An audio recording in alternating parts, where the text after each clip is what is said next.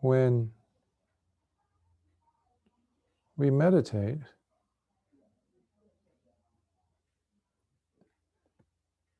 in a way, it's not so different than cleansing the body, taking a long hot shower to cleanse oneself after the body had accumulated a lot of dirt, a lot of dust, being smelly and all. And then we come out of the bathroom completely cleansed, having taken a shower,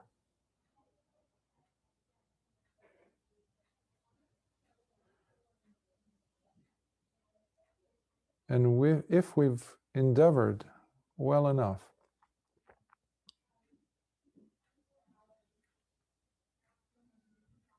that feeling good sensation can last, for a while, can stay with us for a while, until we go back into our world.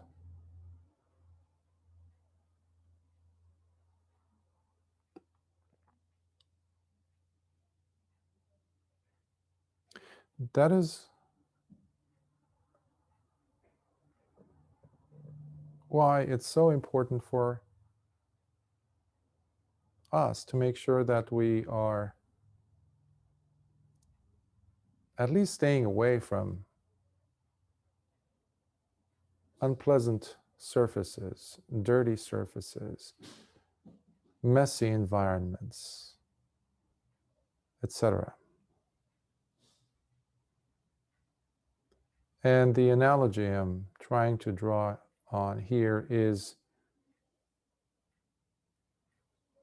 simply trying to indicate how, with the dwindling of right attention,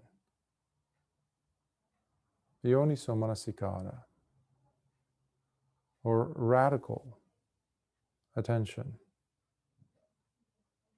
proper attentiveness, to stay with the mind, if that is not there, then it's like us having taken that long cleansing shower, and then after drying up and putting on fresh new clothes, we go back into the trash can. Not a pretty sight. But that is what most of us do.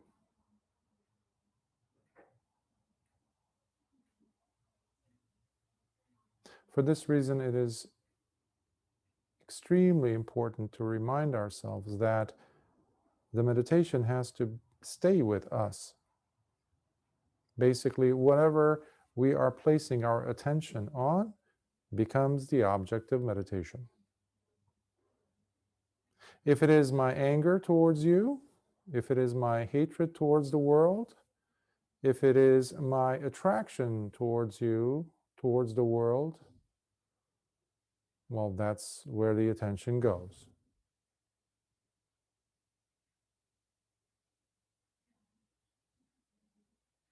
In meditation proper, however, we're trying to observe whatever arises at that moment, in the present. And it is in the present, often referred to as here and now. You hear that term a lot. It is in the here and now that nibbana, or awakening, the release, liberation, happens. It doesn't happen in the past. It doesn't happen in the future. It only happens in the present moment. Just like that feeling cleansed sensation, that because it requires awareness. So awareness too, obviously, cannot be in the past. nor in the future. Of course, we have a mind, and the mind can utilize all these faculties, including awareness, to consider the past memories, consider the future dangers. You've often heard me use the terms hiri and ottappa,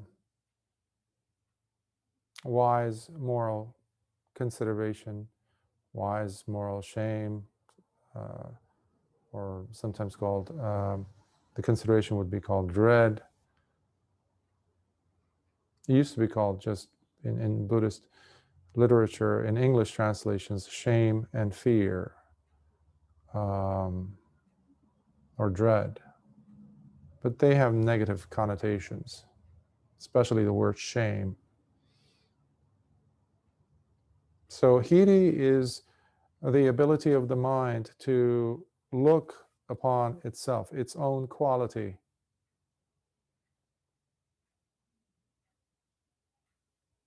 And this is where the person's adherence of sila, or virtue, is paramount.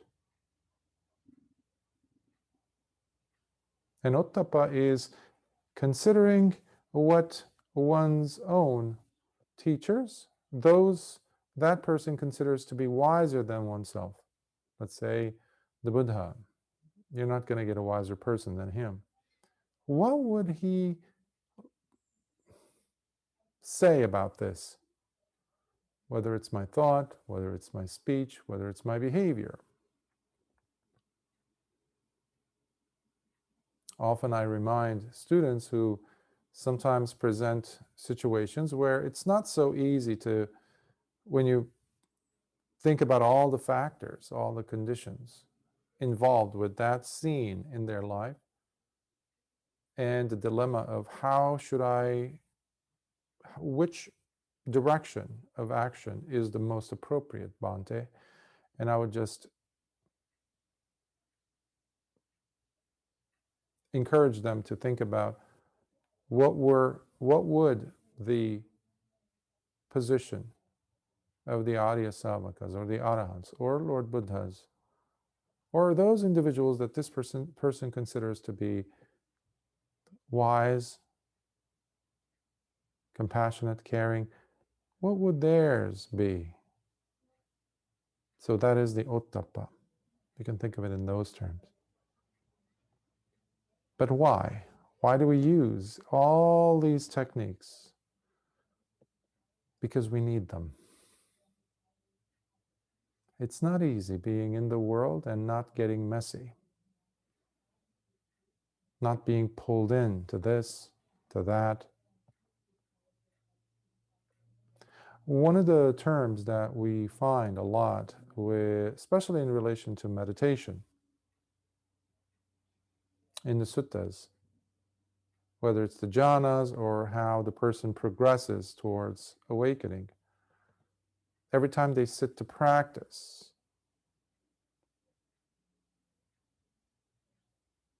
they need to make sure that they're fully present, meaning they are ardent, they're keenly aware, they're engaged with the object in the present again. That takes tremendous amount of energy.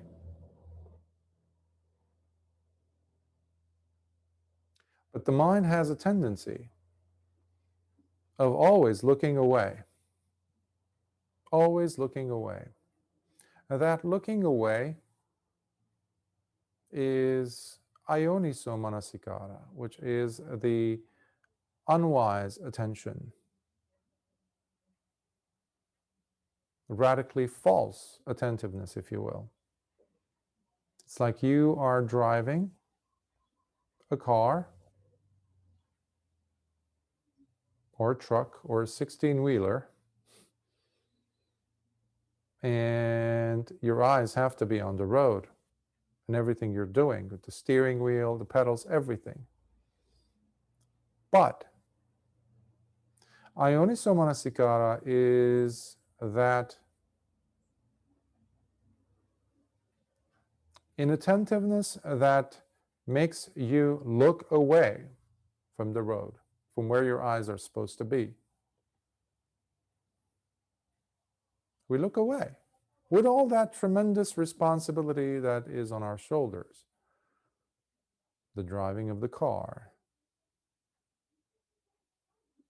the driving of these, this 16-wheeler truck, or me about to say these words to this person,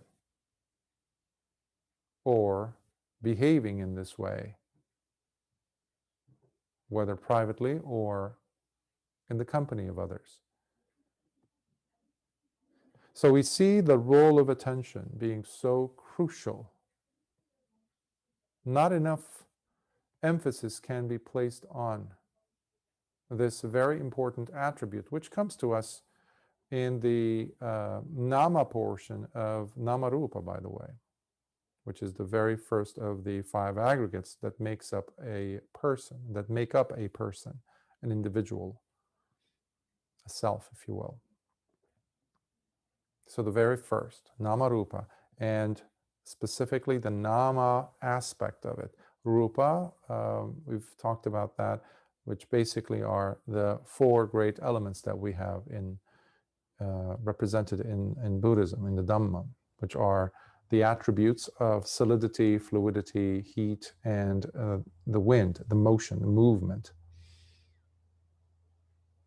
Those qualities coming together make up the material aspect, but the mental aspect of Namarupa has within it this very powerful, crucial compass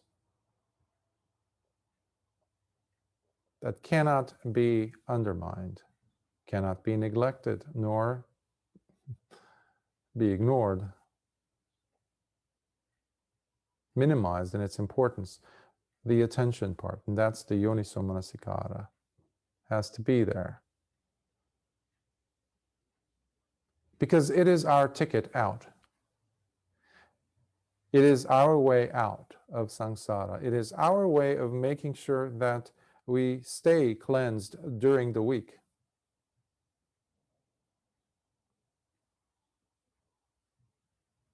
Despite the world and its vicissitudes.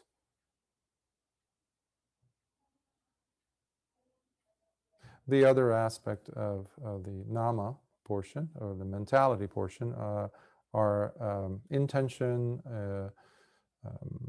feeling, perception, and contact, phassa. All of these are in a very dynamic, can't even say cyclical, but it does have the attribute of circling on itself. But as I was looking at this carefully the other day as to their mechanism, I saw how they all depend on attention. The intention deserves, wants to have, or needs rather, to have some level of attention attributed to it. And when we are feeling something, there needs to be a dropping off of everything else that's going on and placing the focus of the camera of attention on that feeling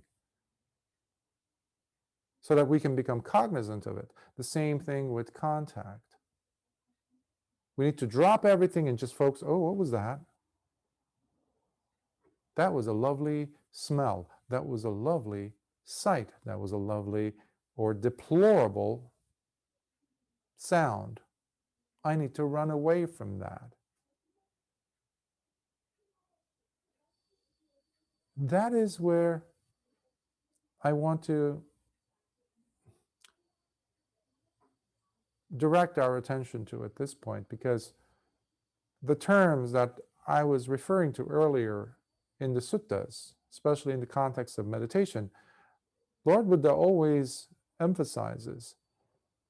So you see this a lot in the Satipatthana or in the jhanas, the progression through them. where the term is without having any desire or hatred towards the world. The meditator or the bhikkhu places mindfulness in front of him as they're going through the jhanas, or as they're progressing in their attainments. There needs to be this disassociation between oneself, what they're doing at that moment, being the attention, whatever it is placed on, whatever object of meditation it might be, making sure that we are not pulled in or pushed away from the world. And here the world can also be its manifestations as the world as I knew, as I've experienced it in my past, and the world that I am dreading, I am hoping, etc., to take place in the future. Again, we go back to past and future. Both places where nibbana, or even happiness, can never occur. Love does not occur in either of these time periods. Life does not occur in the past or in the future. It only happens in the present. Growth happens in the present. Awakening happens in the present. And jhanas happen in the present. Insights happen in the present. But both of these things, these temporal phenomena, if you will, of one being the past, the other one being the future, they're very sticky. They're very attractive for whatever reason. Attractive doesn't necessarily have to be something good. Many people dread experiencing the same nasty situations that they had to endure or encounter or go through in life. But somehow or the other, they find a way to still be pulled into that. Well, it's not the past that's pulling you in, it is the habitual patterns of the person, of the individual. Basically, they're circling the drain, going about the same old way of behaving, meaning reacting to situations. And if you're able to pull back and look at this whole scene taking place, you go back to that scene of the truck driver or the car, the driver in the car who is on the steering wheel, but his face is turned the other way. And they're going full speed ahead. But the attention is pointed somewhere else. You know what's going to happen in the middle of traffic. That they're going to be. And that's what happens to us. We're always crashing into things. So for starters, Lord Buddha instituted the importance of sila in a person's life. At the very least, even if the person does not have that level of attentiveness, Yoniso Manasikāra, there is an outside-in type of a methodology, and that is the establishing of virtue, or the training of virtue, morality, disciplining one's ethical fiber, creating that backbone of virtue within them, that behavioral change. Now the person can relate to that, can bring about slowly, molecule by molecule, if you will, this thing called attention. Because every time they break a precept, eventually they come to understand, oh, why am I feeling bad? I shouldn't have done that earlier today, even though it's been 7 hours past. Slowly, we are creating that presence of attentiveness, Yoniso Manasikāra. So that is one of the huge reasons why we do have Sila as the start of the 3 trainings. And we maintain that. Because what Sila is also bringing with it is loads and loads and loads of attention. And that attention serves to bring about a more present level, consistent level of sati. Now, when sati is there, what also follows along is panya. So now sila is there, the person no longer has any remorse, regrets, plus there's attention, the eyes are on the wheel and are on the road, whatever is happening. They're not distracted. And basically, they are in the present versus being, drifted away into the past or into the future. More and more and more, the person becomes in the moment. In the moment. In the 60s, 70s, 80s, 90s, and so on, a lot of people took this and ran with it, and they still do. They're selling millions and millions of books on here and now, be here, etc. Years ago, when I was with the College of Buddhist Studies and American Buddhist Congress in Los Angeles, to create some, funds coming in, we decided to make certain types of merchandise, in a way, T-shirts and sweaters. And I had to draw a painting of, in Mahayana, there's Bodhidharma, and or Dhammo in Japanese, in Chinese. And so I did that, and next to it, we had to write something. So this was in the mid-90s. And I said, what about, because I was working with my teachers at the time, both monastics. And I said, what about just saying, be here now? Be here now. And yeah, everybody okayed it. And so I said, okay. So I did that, and it went off to the printers, and we were making T-shirts and sweaters. And then it died down because there wasn't that much interest. But many books I saw, many titles, websites and things that now have that. Be here now. Wonderful. What does it mean, though? Be here now. What is its value if I am so-called being here and now, lost in the dirt, sitting in the cesspool of my passions, my pleasure-seeking, my hatred-driven intentions? Yeah, I'm very much so here and now. You can keep breaking precepts here and now, while being here. Without sila, it means nothing. And if we don't have sila, there cannot be, absolutely not,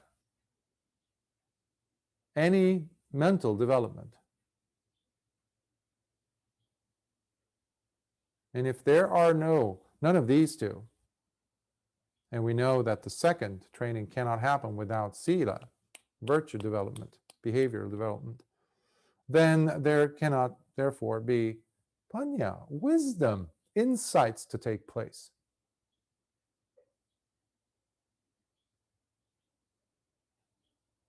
So the world is very, very catchy. It's very addictive. It's like a black hole in the cosmos that sucks in whatever it can get its attractive force directed to. And everything that's close enough, it's going to be attracted to it, so long as it doesn't have that attention. So you can think of the stars and the planets and whatever that gets to be pulled into bits, atom by atom, electron by these black holes, as stars or planets that don't have Yoniso Manasikāra.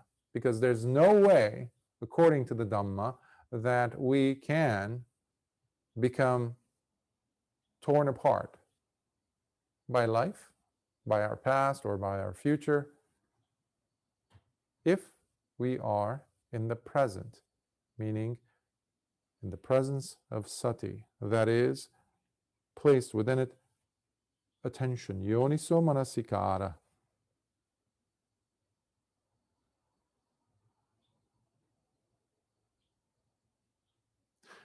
And so long as we have that during the week, throughout the week, your meditation that you've done, the retreat, let's say today's 2-hour retreat, it automatically becomes more and more intensified. You might get insights in the middle of the week, while at work, or in the middle of your commute. A deeper understanding. Insights are not something that we take home with us. In fact, they're very quick to disappear. But they do something to the mind. The quality of the mind changes. And that's why we cannot be sleepy. We cannot afford to be drowsy, having sloth and torpor, whether we're sitting or whether we are in the midst of life. We cannot afford that. Because any moment, our inattentiveness can and does backfire. So we need to protect ourselves. And that's when Sila can become a protection for ourselves and everyone else around us. That's why we take refuge in the Lord Buddha, in the Dhamma, in the Sangha, as sources of protection. They're not going to provide us with the protection, but thanks to these principles, we find them in our own behavior. That is, them being the protection they represent. Thanks to the fueling of attention and the fueling of extra energy that we place in it. That's why meditation and life are the same thing. We work towards that. For many people, meditation or the Dhamma usually is another endeavor in the form, intellectual endeavor to be specific. We treat it as if we go to a classroom, taking a course, taking notes. And what do we do with that? Usually it stays like that. Maybe we can ponder it here and there, think about it, try to come up with arguments against it or for it. But ultimately, they are useless when looked at individually, as in a vacuum. In the commentaries, we have 3 kinds of panya. Suttamaya panya, Chintamaya panya, and Bhavanamaya panya. And the first one is by hearing. Wisdom, understanding that we get by listening and hearing to someone. A Dhamma talk, for example. Even reading a sutta. Then we'll go, oh, I never thought of that. The second one is Chintamaya panya. Chinteti means to think, to ponder. This is where we're engaging in concepts. Intellect is primarily what is at work. Trying to rationalize, understand, process. And this is where it stops for many people. This is where they say, okay, I framed it, this is the Dhamma, this is what it's supposed to be. Maybe they'll throw in pinches of some meditation practice, some retreats here and there, maybe go, do a temporary ordination for 5 days or 3 months or I don't know how long. Come back and say, I got this. That's not Bhavanamaya Panya. That's Chintamaya Panya. You see a lot of that in the world today. And then there's the Bhavanamaya Panya, which comes from Bhava or Bhavana. Bhavana is the cultivation of mind, meaning Samadhi, which is the second training. Sila, Samadhi, then Panya. This is where it reaches its culmination. This is where the first two come together to support the bringing forth of wisdom that is now very, very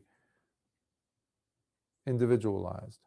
It's coming from your heart. It's coming from you. This is real. Now, this is in the present.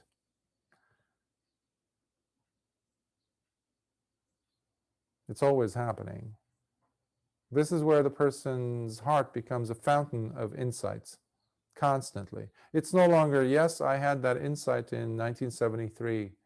Yes, that was a wonderful insight. Yes, that changed my life. Okay, what happened ever since then? Well, I wrote several books on it. Okay. How's your life now?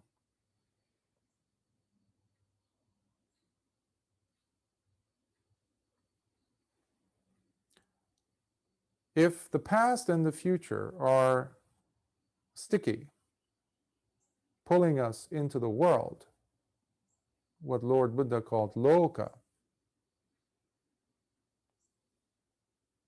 it needs its counterpart. It needs, actually, its agents, not counterparts, within us. And that is where our desire, our rather pleasure-seeking trajectory, directive, that leaning into the world versus hating the world. These two are double agents. They may look like, oh, I'm hating this because I want the good things. I'm hating the world because I don't see enough good people there, so I'm hating the people that I see in the world and what they're doing to the world because I want to create a world where there are good people. The dog chasing its own tail.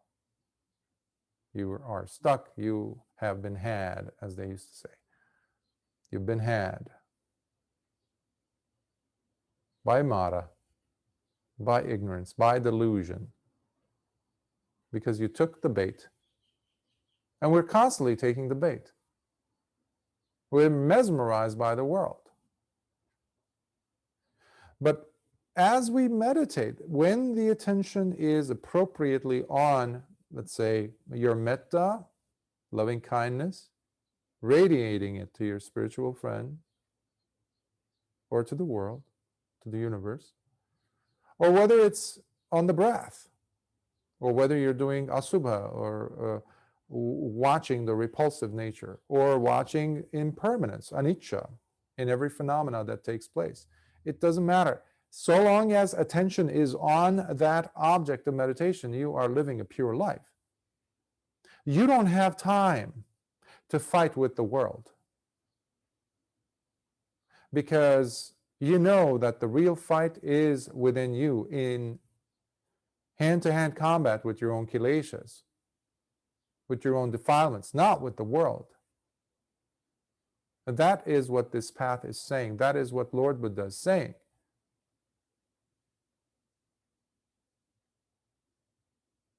If you remember from the Madhupindika Sutta, the Honeyball discourse, you had Dandapani, this aristocrat, wealthy person, leaning on his golden stick, comes over and very disrespectfully says to Lord Buddha, "What is the teaching that you proclaim, recluse?" And Lord Buddha smiles and gives him a very succinct but very complex paragraph in which he says, this teaching has nothing to do with fighting with the world. There's no need for raising your sticks and stones and start fighting with others, whether we do it in physical form or whether we do it intellectually or emotionally, for that matter. Because many of us are dealing with the anxieties that the world currently is producing everywhere, in every continent. Many individuals are suffering from depression, stress. Suffering has taken its, and has been taking its toll, and it's exponentially growing. And not enough people are addressing this need within themselves. There's suffering going on. Why? Because the person is caught between the past and the future, between hating something and loving and desiring something else passionately. They're burning. How can there be peace in the mind? How can there be contentment? How can there be samadhi in the mind, in the heart? How can there be awakening? The person can't get even a moment's rest. So this takes work. This takes work. Again, the work is for what? To turn on the light switch. We've all been to movie theaters, watched movies, even at home. What is the first requirement to watch a movie? To really be in it, to really be absorbed in it, quote unquote. In a movie theater, you have to turn off the lights. It has to be dark. Why? Because it's an essential element to make the scene, the scenario, the acting, the directing, everything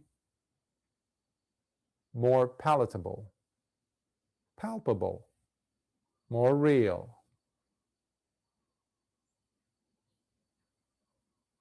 I would always get annoyed years ago when I used to go, especially back in the day when I was about 10 or something, when my dad used to take me to movie theaters.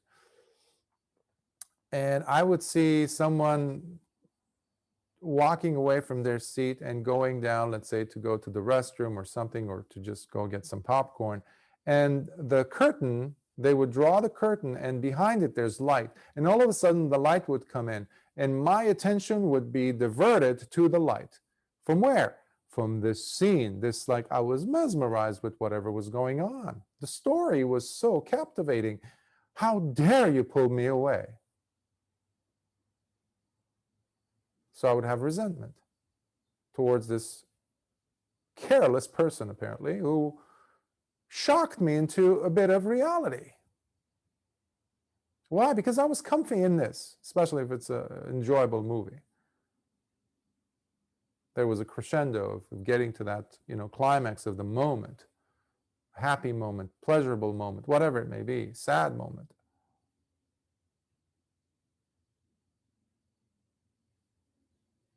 So it's a magic show that we're in. But the only way that the magic show can continue playing itself out is with the help of us being on the wheel. That's called our life, our behavior, this and that. But the gaze, the attention is directed somewhere else, not on the road. This takes responsibility, and that's why many people don't like to really put the effort to meditate, to be present, starting with your sila, taking ownership of your behavior. Ownership of your behavior, having a more mature attitude towards this responsibility that you bear on your shoulders because you're alive. Regardless of age, regardless of experience, regardless of accolades, degrees, this and that, responsibilities, position, status in life means nothing if there is no Yoniso Manasikāra. Because that's the thing which is going to allow you to turn on the light switch, Just turn on the lights in the hall, in the movie theater, and all of a sudden, the impact that the movie was having, gone. Immediately. And that is what Panya does. Suddenly, the jig is up. You see things. Oh my, I was doing this to myself? Wow. And I was able to pull it off all these years. I was able to lie to myself, to deceive myself. Yes. Yes. That's why you can tell yourself, I'm living in the here and now, but you are breaking precepts left and right, up and down, sideways, anyway, in the name of Dhamma. So let's bring in more attention to the mix. Let's bring in more awareness, more understanding and appreciation of our role, infusing more attention to the mind, because everything else is linked up to it. Even the lack of attention requires some level of attention, if you think of it. Because one has to be inattentive.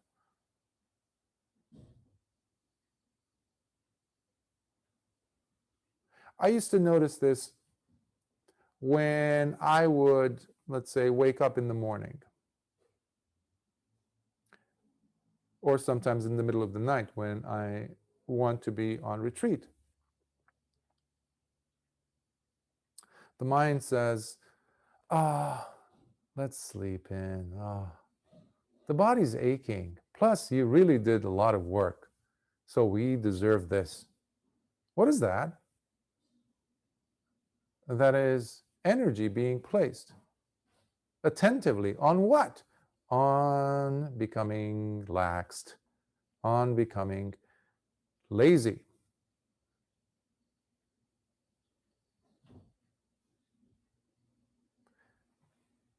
If you were stuck in a room with rattlesnakes all around you, would you be drowsy? Would you allow yourself to sleep it off? If there were cobras, there's a king cobra staring at you with fully hooded, opened up in front of you, would you be present or would you be absent from being fully aware?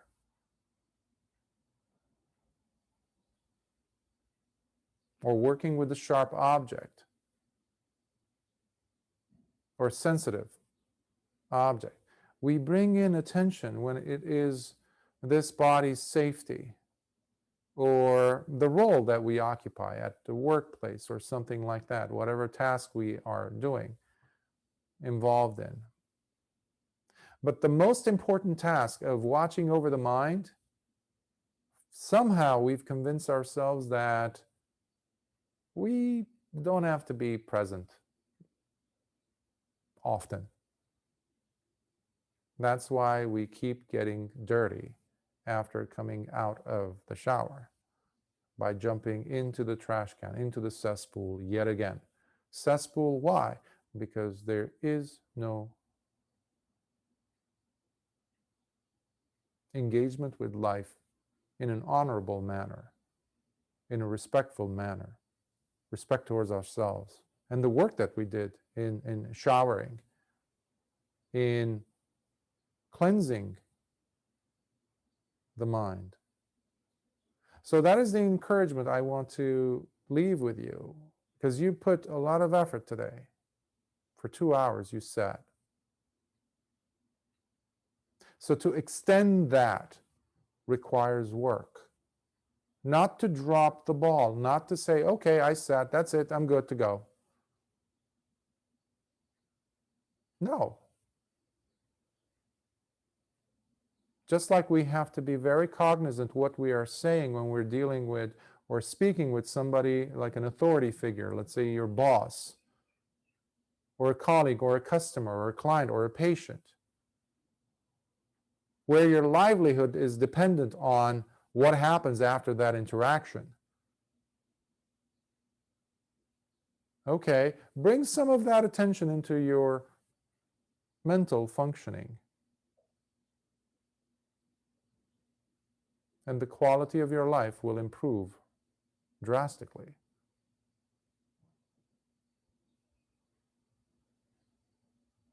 And the more we do this, the improvement can get to such a level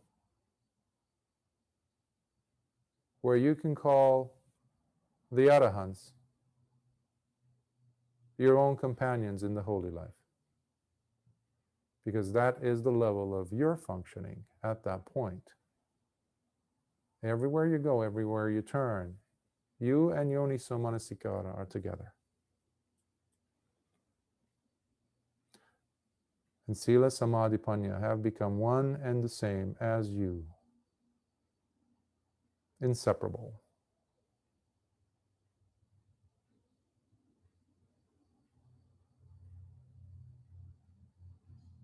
I hope this helps. Thank you for listening, and I would love to hear some of your thoughts and comments, questions, critiques.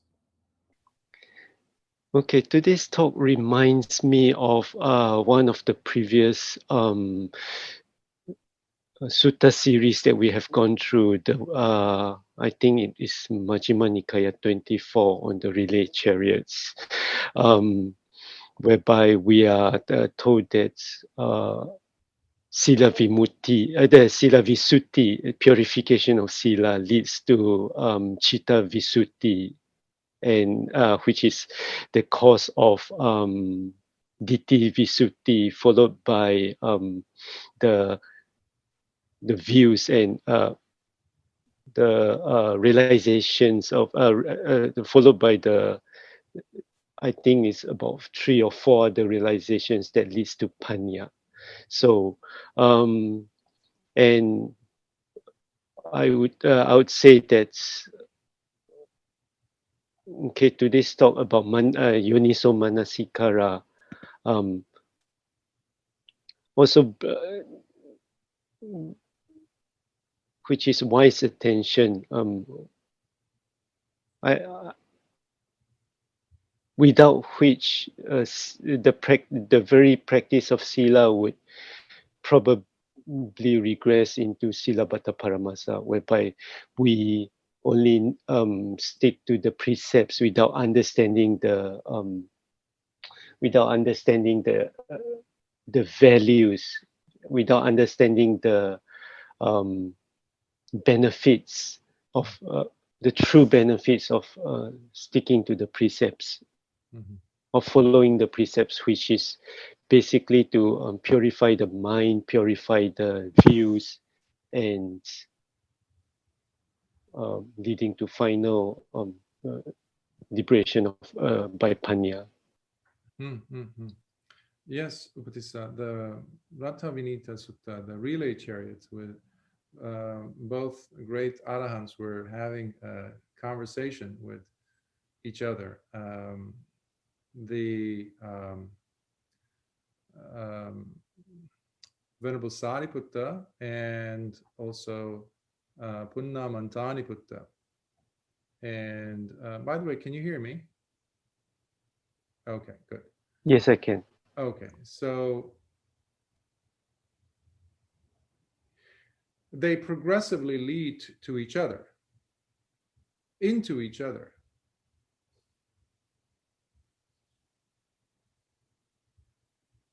We can't look at them in isolation. But in the presence of Yoniso Manasikāra, or unwise attention, or radically false attention, the person can look at the sila or the precepts as it. This is when, as you pointed out, it can turn into Silabbata Paramasa, rites and ritual. Many times people say, well, Bhante, why are you so much against chanting or something like that, rites and ritual? I say, I'm not against chanting. But to look at chanting itself as a way of liberation, yes, that's what I'm against, because that is drenched in unwise attention and laziness, by the way. Because for some reason we love to engage in rites and rituals for hours, sometimes for days, versus 5 minutes of meditation. That 5-minute meditation can seem daunting for so many, but chanting for so long, or even doing the Uposatha, for example, every fortnight, abstaining from this kind of food, that, or fasting completely, wearing white robes or clothing, okay, it's observable. It's observable. There is that part of the brain, the human brain, that loves to impress, apparently. Even in the Dhamma, of course, because, hey, Dhamma is just another thing for the person. So this is where, earlier I was saying something about the Suttamaya Panya and Chintamaya Panya. The one we're hearing, and then the other one is thinking. The knowledge that one gets through the thinking about the Dhamma becomes the Dhamma for them, at the complete neglect of their own defilements in their hearts. This is not mystical. This is not metaphysical. This is not some spiritual, language.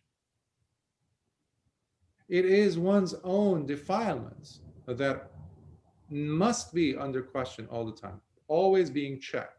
Do I have them? Do I have them in this speech that I'm having with you?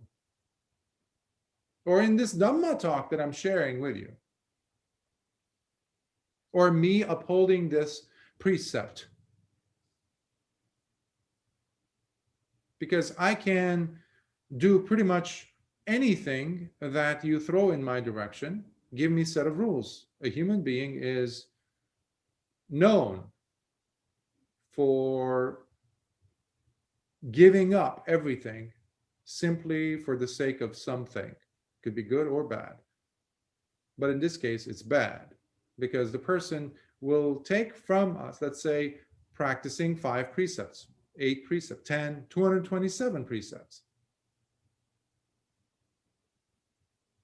but still be a jerk at the end of the day. I know it's not a beautiful word, but it is an ugly fact. The person might be eating certain types of food or not, but the defilements would be strongly rooted in them. For all intents and purposes, on the outside, the person might look like a teacher. And a person who upholds these precepts. But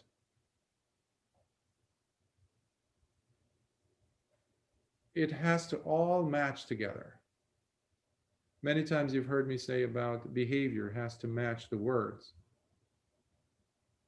The brain has its own frequency.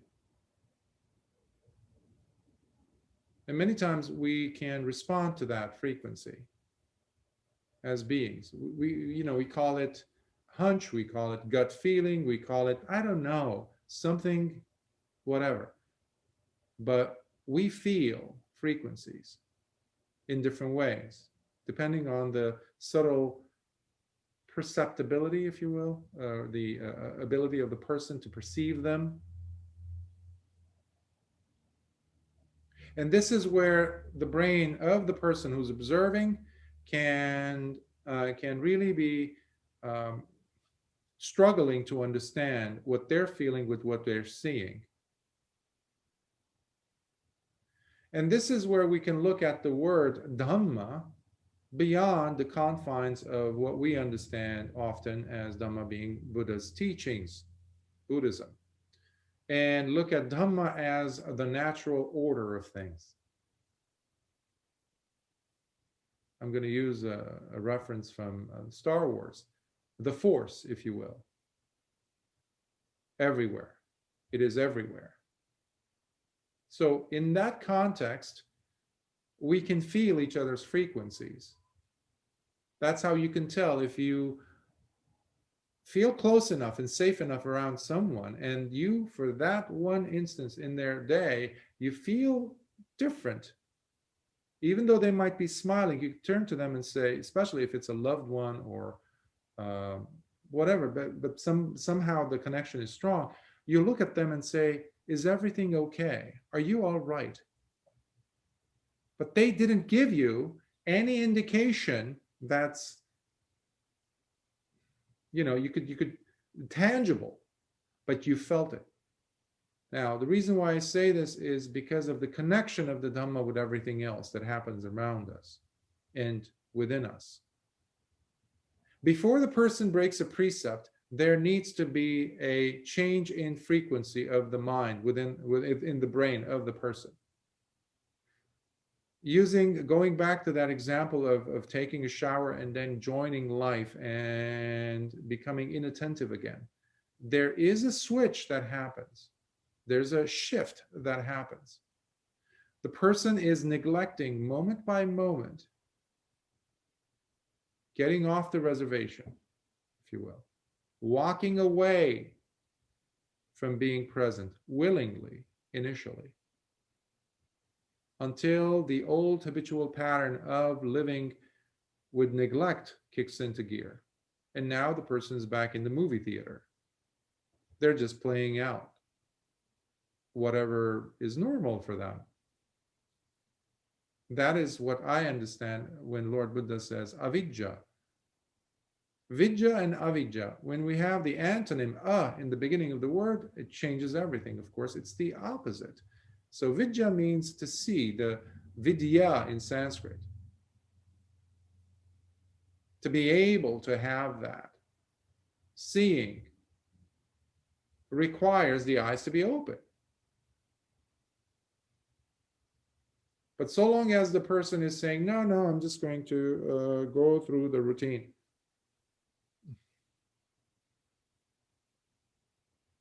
But we like to hold on to things that we can come back to and say, hey, I am still on the reservation. And that is where the Sila Bhatta Paramasa can come in. Meaning the adherence to the mere rites and ritual. The 5 precepts. For a long time, I used to just take them. 5 precepts every day. But I was breaking them. Constantly. Or justifying me breaking them constantly. Well, there was one very crucial point that was missing. Attention was not placed in the right place. It was placed in the wrong place. In me wanting to still engage with the world in this way or that. So this is where each person must do their own work and not have a reliance on something like, well, I take 5 precepts, I take 8 precepts. That's why Ajahn Mun didn't care. He said I only practice 1 precept, and that is the precept of the mind. How am I carrying the mind? What position is the mind in? Because I get that right, everything else will follow suit. There's no way that such a person can break any precept. That's why when we say a noble disciple doesn't break any precepts after becoming a Sotapanna, well, it is still fresh in them. The habitual patterns are there. There needs to be wisdom. What they do often, they might break precepts, but there is this sense of dis-ease immediately following it. Them, like a shadow, in fact. They need to admit, not just admit, sometimes they're not even confronted about it, that act. They volunteer simply to voice it and then there's that shift. Why? Because there is a alchemy taking place, a transformation taking place within the person, because this person is moving away from what is observable, I practice the 5 precepts, to I don't care if you know that I practice the 5 precepts, but I care if I practice it or not. And I can't help but practice it constantly. That's what the person is thinking. And in the case of the relay chariots, that's what Venerable Punna Mantani Putta was trying to show with the horses, 7 horses that would go from city to city, taking the king, in the metaphor that he was using, that the king would leave his main palace in this capital, and in order for him to reach his other far distant city in his kingdom, one horse will not be able to take him there. It only will cover a certain portion of the journey. But after he's transitioning, going one horse after the other, meanwhile he's carrying through the whole journey, but switching horses. Can we say once he arrives there that he only used that horse, the one who brought him there? No, because each of the horses were responsible to get him closer to his destination. And similarly with sila, similarly with the understanding that comes in, with the views, they are chiseling. It's like Michelangelo when he's using the chisel with the hammer, chipping away the pieces, that what he described as, I'm just taking away the pieces that are covering what is already there underneath it, underneath the marble. So you're taking away pieces, chunks of pieces here and there. But that it requires attention, it requires dedication, it requires understanding, it requires being present and truthful. If we're not truthful, we will not be able to see the defilements, plain and simple. And a person who's still looking at the world will see the world, but they will not see the defilements in their hearts. They will see, oh, I keep 5 precepts. Oh, I keep 227 precepts. They will not see the havoc that they produce in the world. And that is where the frequency of the brain, of the mind, if you will, must match the Dhamma. That's one of the reasons why Lord Buddha would say, he who sees me sees the Dhamma. He who sees the Dhamma sees me.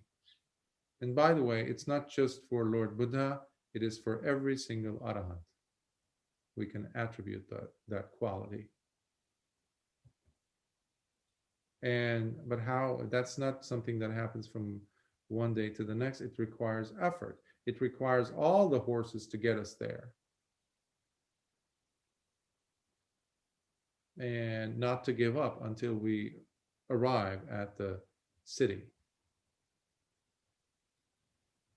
with the last horse. Otherwise, you're just stuck on the first leg of the journey, on your sila, and you're stuck there. You never grow. You never saw past it. As to why we practice sila. Many people worship sila. Oh, I am not supposed to do this. I'm not supposed to touch that. Well, what if you are in the midst of a situation? You have a beautiful story, I think it's from the Zen tradition, where 2 monks are going to the village and they come to cross this river, and there's this young woman who is stuck, and the waters are pretty high, the current is pretty strong, and the 2 monks are able to do it, to cross, but the girl is not. And the old monk says, just jump on my back and I'll carry you. And he carries her and drops her off over there, and they go back, and they go to wherever they wanted to go. They return back to their monastery, and the young monk, who was quiet apparently most of the trip, is tossing and turning, and finally is like, spills the beans and says, Bhante, why how could you? We're not supposed to touch a female. the old monk says, wow, your shoulders must really be hurting. He says, why, Bhante? Because he says, I carried the girl for less than 5 minutes across the river and I dropped her off there. But you've been carrying her all day. But that's what we do. That's what we do. And that is ignorance. So please don't be fooled by appearances. That's what I'm trying to say. And we have a lot of that because the world thrives on appearances. It likes us to show our business cards. And one time I was in the midst of a group of people, some of whom were claiming to be noble disciples, which is quite strange. And this was at the end of a retreat. And I just, someone asked a question and I said, well, I would like to posit a question in a way to respond to your question. May that be your answer. So I said, is what I'm hearing, like, are you guys saying that you would like to have a business card almost that says your name, John Smith, Anagami, or Sotapanna, or Sakadagami? Is that what we're shooting for here? And to my surprise, I had a couple of people who said, well, why shouldn't I be able to say that to the world? And they were very adamant. Their eyes were bulging. Their veins were popping from their neck and their forehead. They were very serious about it. And I failed to see the correlation between nobility and that behavior. So we have to be very able and responsible in at least sticking to what we understand as the Dhamma, if so long as we are basing it on our own truthfulness and honesty, and not be taken by what we see in the world, because it's all about us. It's all about you. It's it's a selfish path in that sense. Selfish, not in a negative context. If I'm not selfish enough, I won't be able to look at my own heart's inhabitants, if there are defilements or not, because I'm too focused into the world, in you, in seeing what defilements you have. Your defilements are not going to take me to hell, Despite however bad your defilements might be, they're not going to add more karma to me. My defilements will be doing the job. Thank you very much. I'm responsible for my karma, for my behavior, for the quality of my mind. That's why we don't engage with the world. The fight is not outside. It's all inside. So, I hope I did justice to you bringing in the reference to the Ratta Vinita Sutta Upatissa, the relay chariots. I hope I didn't go too far into some tangents, as I normally do. Any other thoughts and comments, questions?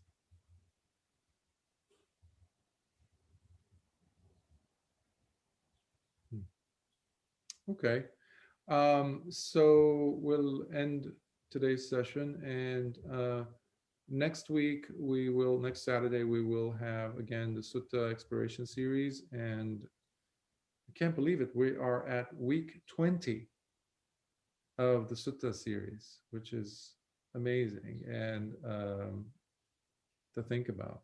And the sutta that we will be covering together will be the fire sermon of Lord Buddha's, the Aditta Pariyaya Sutta. And there's two kinds of Pariyaya suttas you will find, Adittas, but this one is the one. This is the fourth, Dhammacakkappavattana Hemavata, which we covered last week. And then there's the Anatta Lakkana, which we've covered a few weeks ago. And then there's this one, which deals with the six senses and how everything is burning. The other one that's like has the same, bears the same, somewhat of the same name, deals with stopping any schisms from happening within the Sangha, etc. So that's not the sutta. This is the sutta that we will talk. Samyutta Nikaya. Yes, so let us share some merits. May suffering ones be suffering free, and the fear-struck fearless be. May the grieving shed all grief, and may all beings find health relief. May all beings share in these merits that we have thus acquired for the acquisition of all kinds of wholesome happiness. May beings inhabiting space and earth, devas and nagas of mighty power, share in these merits of ours. May they long protect the Buddha's dispensation. Sadhu, sadhu, sadhu. May you be well. May your practice continue growing. And may you not be afraid to reach for the light switch and turn it on as often as you can in the movie theater. Sorry, too many images. I apologize if I use too many of them already. So I'll see you next week, and may the blessings of the Triple Gem be with you.